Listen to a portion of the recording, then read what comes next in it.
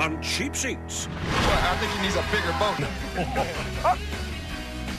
Oh, my God. Terrible. Boo! I really do want to talk about SuperDogs, Superjocks.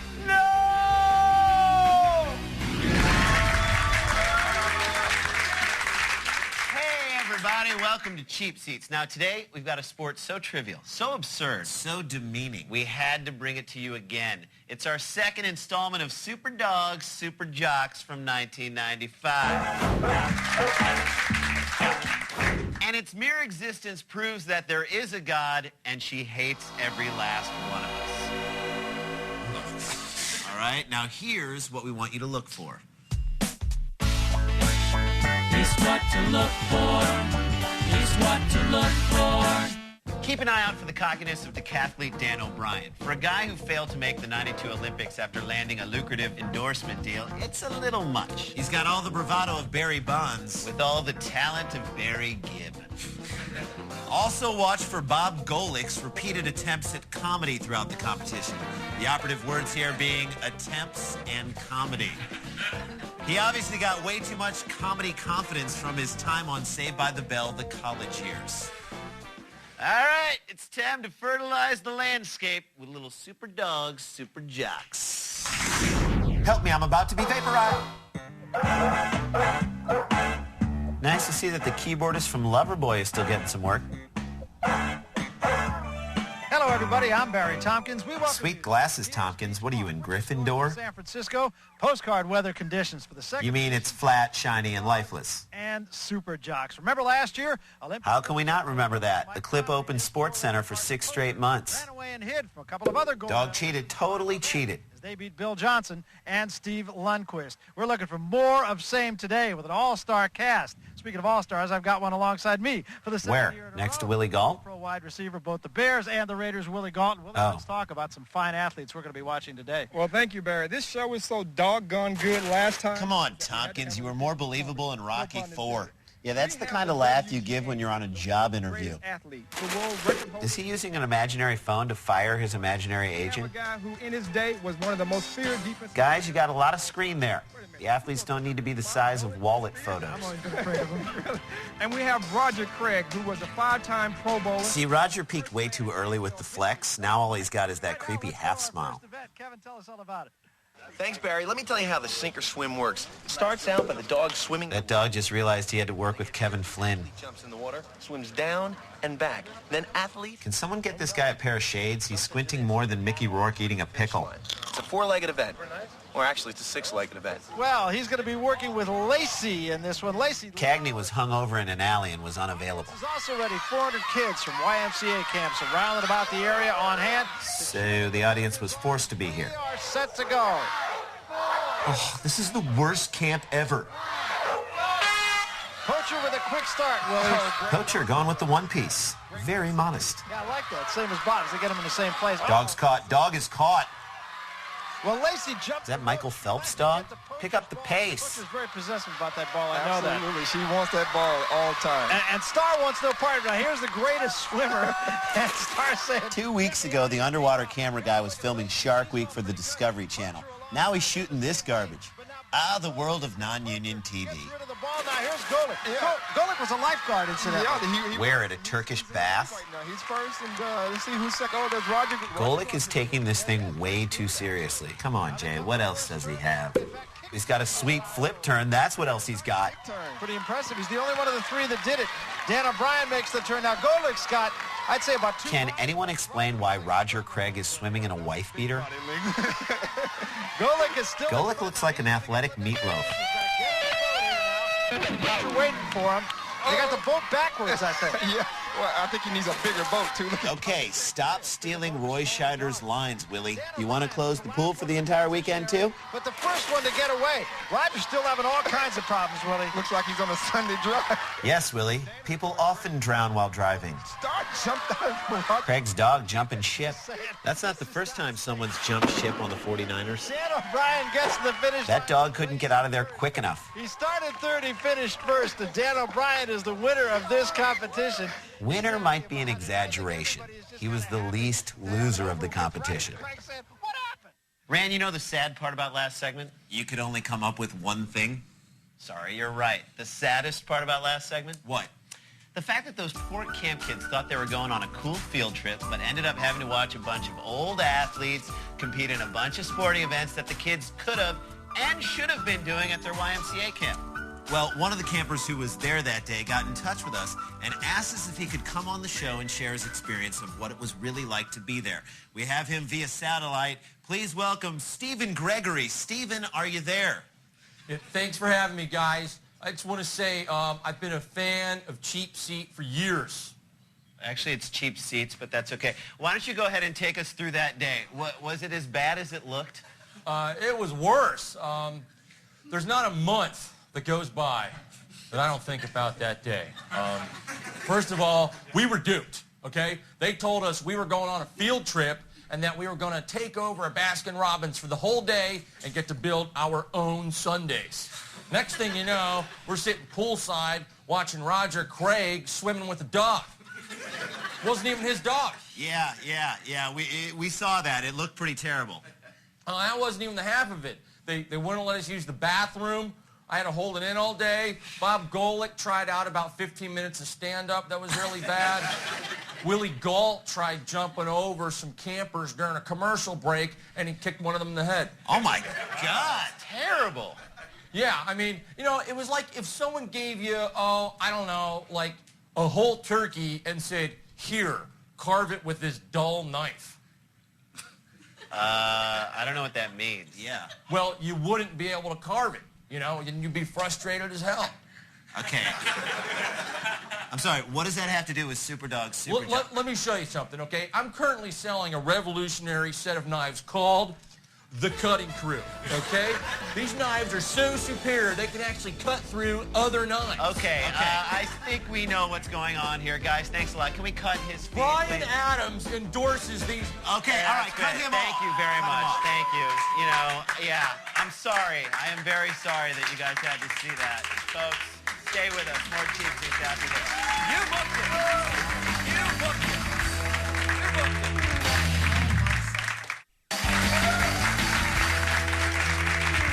Welcome back to Cheap Seats. You know, dogs have played important roles all throughout history, not just on the SuperDogs, Superjocks obstacle course. That's right. According to ancient Greek literature, when Odysseus arrived home after an absence of 20 years, disguised as a beggar, the only one to recognize him was his aged dog, Argos.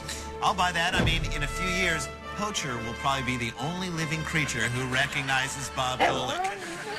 But because he's smart, he'll pretend that he doesn't know him. All right, let's get back to the action. All right, let's take a look now at our three teams. Bob Golick. That is a really good impersonation. Yeah, Poacher does a great Bob Golick. You should see his Tim Crumry. Dan O'Brien has got the heaviest dog. Ian's not a dog's name, unless he writes crime novels or plays the bass. Who at 30 inches is the competition's tallest dog. Roger Craig is teamed Aren't those the names of Demi Moore and Bruce Willis's kids? The smallest, but maybe the most tenacious dog in rugby. You know it's a sad day when this bass line is the freshest part of the segment. It's cold. I'll tell you that, too. Very cold. Roger Craig down with... Time now for the yellow paper plate competition. One is worth double. Oh, Roger didn't run the halfback option too much, did he? So Roger Craig and Kogi come away with 200 Really? points. He's sweating that much? That, however, 200. Boo! Much of the joy of his fans. Dan O'Brien. Fans is a bit strong, Barry. Captive audience until their parents pick them up at 4 o'clock is more appropriate. I don't think those sunglasses were ever cool, even in the 80s, unless you were a cop. Crossed now by Dan O'Brien. Shep looks like an athlete. And what athlete would that be? Oh, did he get it? I don't know. All right, I buy that. A nice adjustment. Golick saying he touched the ground. Out of bounds? That's not really the issue here. Then again, he is a guy who swims in shorts and a wife beater. So. But the judges say yes. Judges? Let's call them what they really are. YMCA counselors. Tie for first place. Well, you both pick up 75 points for the tie. This should be a good interview. Well, I would have rather have won all by myself. But All by yourself? Were you catching the Frisbee? might as well be Dan. Hilarious. And the dog. All right, back to you. All right, well, Golick and O'Brien. While watching SuperDogs, Superjocks, one truth has emerged. Willie Galt's soul is dead. Fine, two truths. The second being that at this point in their careers, the dogs have the biggest earning potential out of anyone on this show. And no one understands that more than financial dog trainer Ray Prado. Take a look. When you've got a winner in your mouth all the time, you can't lose. Fact. I don't know, any of these ring a bell?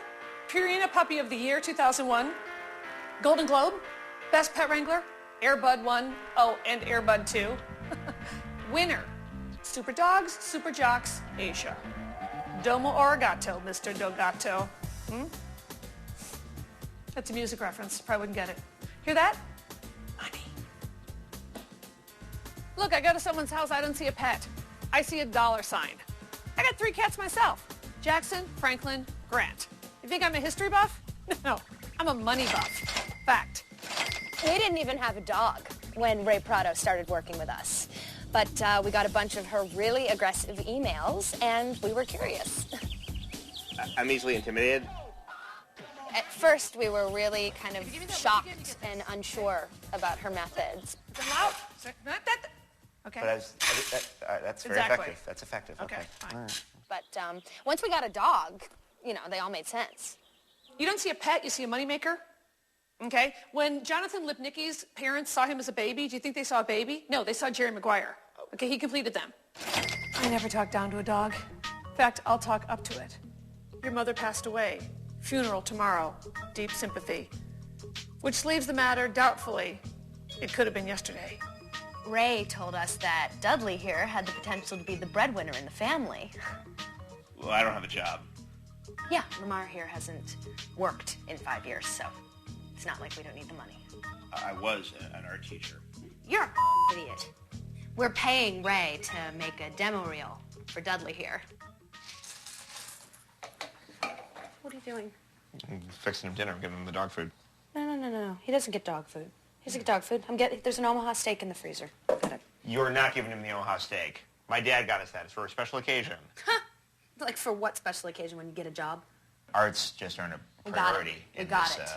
It's a different... That! We've learned a lot from Ray.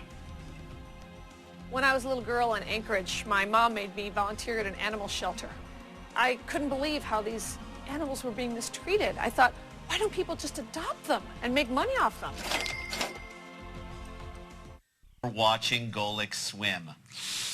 Truth is, Jay, I don't care. But do you? Just the facts. Do you care?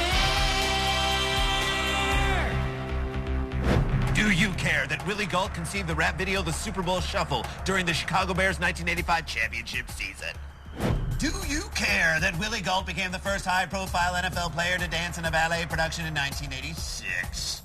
Do you care that Willie Gault was part of the 1988 Olympic bobsled team, although he did not compete? I know you don't care. No, you don't. I know you don't. Rap, ballet, and bobsledding. Welcome to Ludacris's new action comedy with Mikhail Baryshnikov called Sled. Get out the way. I'd go see that. Roger loves it. He's a ham. Look at him. He's a dancing machine. Okay. Good use of the dogs there. Are they on strike? You're perfect. Oh, Roger. You do remember you were a 1,000-yard rusher and receiver, right? And you won Super Bowls. And it's not like Dan O'Brien isn't about to smoke you. Good job. You gotta go get it. Look at you were jumping over a lineman there. Super dogs, super cuts. Going over top, you know, that's one of my forte when I played. I love it. Good job. Good luck in the other ones. You know, I it's thought not gonna be enough though, because this guy's a hell of a high jumper. I'll bet you $100 that Kevin has no idea what Roger Craig just said. You got it done though, Willie. Just like old days on the goal line. Except there are no fans, no goal line, and he never jumped through the uprights. It becomes one of your many specialties, the high jump. I think you got the edge here, huh? I think so. I was ahead on points just a little bit afterwards, so I think I'm going to jump at the same height that Roger did just to show him up. win, and then I'm going to come back and try a real high one for the Just to embarrass him. Ooh, just for the win. And then I'm going to take some more of my cocky pills, because I think the ones I took are starting to wear off. Trying to make it. Hey, could you guys raise the bar on ESPN's choice of programming while you're at it? I'm not sure that would make any difference, to tell you the truth. High-flying hounds, and yet no dog in sight.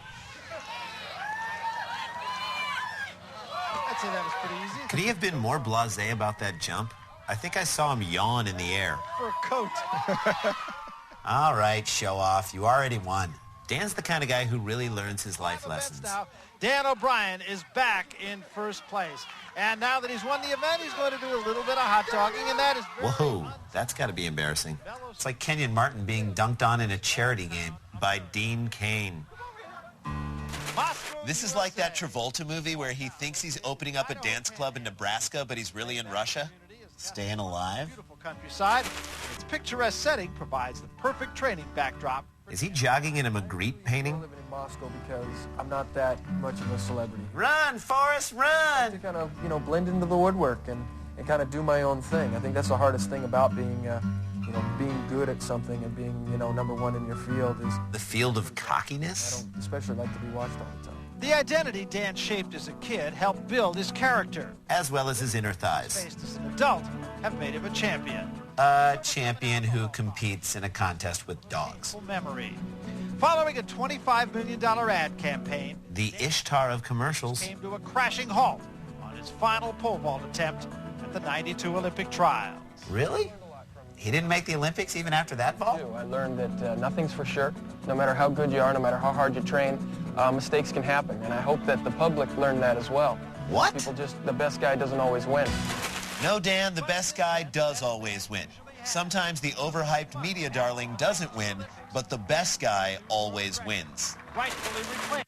All right, what's up with the cameraman wearing a hooded parka? Can't be that cold. Dan O'Brien's in shorts and a tank top. Either someone's really overdressed or someone's really underdressed for the weather.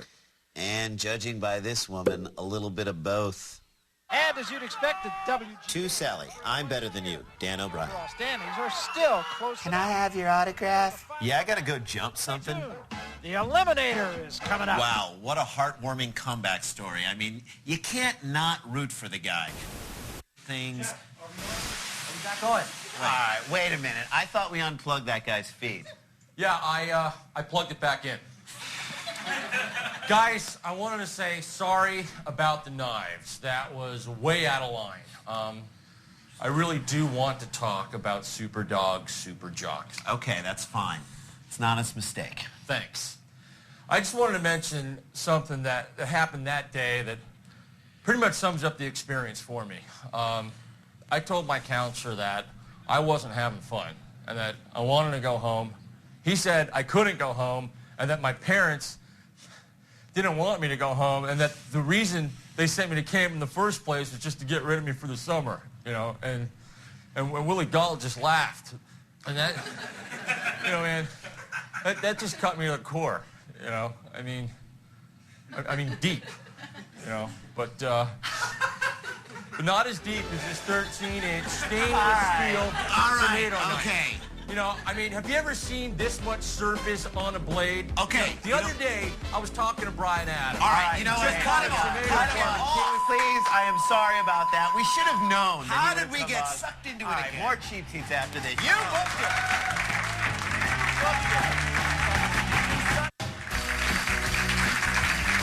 Hey, welcome back. Now, here's an interesting fact about SuperDogs contestant and former 49ers running back Roger Craig. In 1991, he starred in an action movie called Naked Obsession about a city councilman who gets involved with a stripper and somebody dies and things happen and there's nudity. Huh. So it's like SuperDogs, Superjocks, but with strippers dying, nudity, and things happening. Yes. But without all the shame and embarrassment. Right. Well, here we go. It's the always exciting conclusion of the SDSJ. And now, of course, it's Bob Golick. Now, Bob is going to be at an advantage in that 50. Seems weird to name an animal poacher. That'd be like naming a person murderer. The coach is great through this course. He knows how to run it. There's no problem whatsoever. He really helped Mike Conley the last time, remember? I love that they keep talking about the last SuperDogs, Superjocks competition as if everybody saw it. He's acting like it was the finale of Cheers. We'll see what type of time he can bring in for Bob. By the way, poacher, actually a remote control dog. Just a theory. 24 seconds, same time as... You should never underestimate the value of a really good sports bra. Frankly, I doubt it. Got through there really well. Yeah, very agile. He couldn't have put on a pair of socks for this?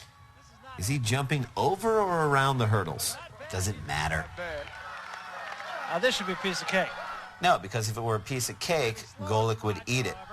Already past Rogers' time. Careful, that sack contains the remains of poachers' ancestors. 9 seconds.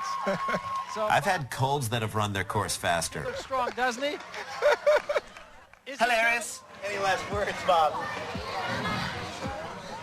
Hilarious. Here's the dog of the moment. He is Shep, and he's ready.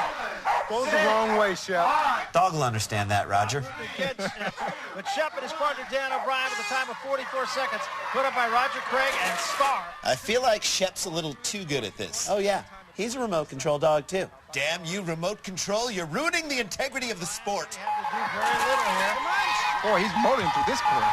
No schlep Shep. This is like the island of lost careers. Going really well. Great time, 19, 20, 21 seconds. That's great. How come nobody's running alongside of Dan to tell him what to do? Roger Craig at this point under the netting. Almost beat our cameras under the netting. Take a little air over the hurdles here. Just like Golic.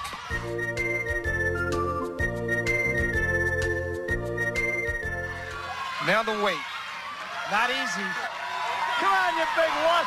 Yeah, teach the YMCA kids sportsmanship. And hefts it pretty easily. Drops it. Hits the wall. Okay, the wall of empty boxes part seems a little superfluous. That would actually be a good name for the show. SuperDogs Superfluous. I got this itch. I can't figure out what it is. Mullet lice, perhaps? A competition without an award ceremony. Now would. Dan O'Brien. It's just like an Olympic medal ceremony, if there were only 3 countries participating. There may be other gold medals in the future. So there you have it. Dan O'Brien wins the 2nd annual SuperDogs Superjocks competition. A victory that will no doubt erase the disappointment he felt by not making the 1992 Olympic team. And the shame he felt by losing his lucrative Reebok deal. And the embarrassment he felt by going with the fade haircut 5 years after its heyday. Well, here's something that never goes out of fashion, the cheapies.